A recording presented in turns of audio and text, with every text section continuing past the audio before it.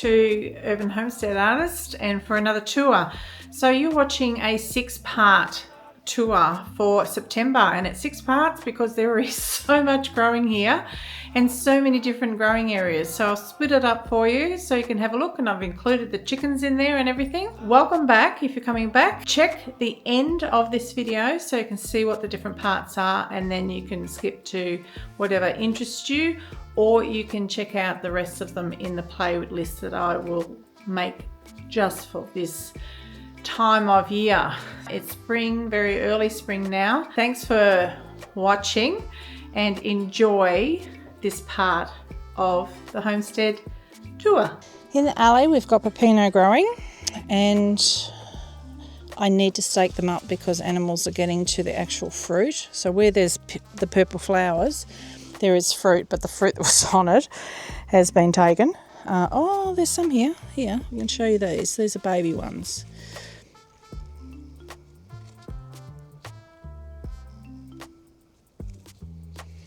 So they're pepinos, so they can be eaten. When they get bigger, they get quite big. Well, not huge, but they get to the size of an apple maybe, and they get these purple and green stripes on them. And eaten green, when they're larger, they taste like cucumber, or if you let them ripen, they taste like, I want to say cantaloupe, but for those who don't like cantaloupe, you probably would like them. So they're a nice melon flavour. So I've got violets in here and comfrey, walking stick kale, baby walking stick kale under it, strawberries, and again radishes that I just use as green manure, chop and drop. We don't really eat them. It's a green radish. Actually, I haven't tried the green ones. I might pull some out to eat, although that's gone to flower, probably won't be nice. I've just put these hellebores in 2 different colours.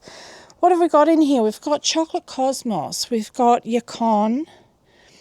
I can't remember half the things in here. I've just dug up the ochre. There is different garlics and stuff in amongst it. This is a bare patch ready for something new in. I've got bulbs growing under the trees and ornamental canna. It's still edible, but it's not as nice as the edgeless. Down here we've got beetroot looking very happy there, and more walking Egyptian onions in here, and the volunteer tomato I was talking about. See, that is like about 14-16 inches high already. Calendula growing in amongst coriander and parsley and carrots, and there's the coriander there. More spinach, another little tomato here, the bulbs, the ants on them, yacon, more tomato that didn't die, that kept going from last year, perennial leeks coming up. There is more beetroot, another volunteer tomato, baby asparagus because we're right near the asparagus bed, spinach, barge, more spring onions, and there's the asparagus bed. So this is the other side. So I'll definitely put the clivies in here. You see what I'm talking about? See the once these things are ripe, they chew them off and drop them and then start eating them. The banana passion fruit. Over here we've got a ton of oregano and weeds growing through it. Look, even asparagus growing in here, just there. And the jasmine that used to grow where the banana passion fruit is persistently it's growing under this concrete, so it keeps trying, and I keep pulling it out. I haven't weeded that yet, but I keep pulling it out, hoping I'll eventually kill it. These are taller than me. These avocados, these pips grew in my worm compost and I just threw them in there. Again, I could graft onto those. What else? I think they're walking Egyptian onions in there. This bed has just been recently weeded and I'll feed that, mulch it, ready for other things. And some anemones just coming out now.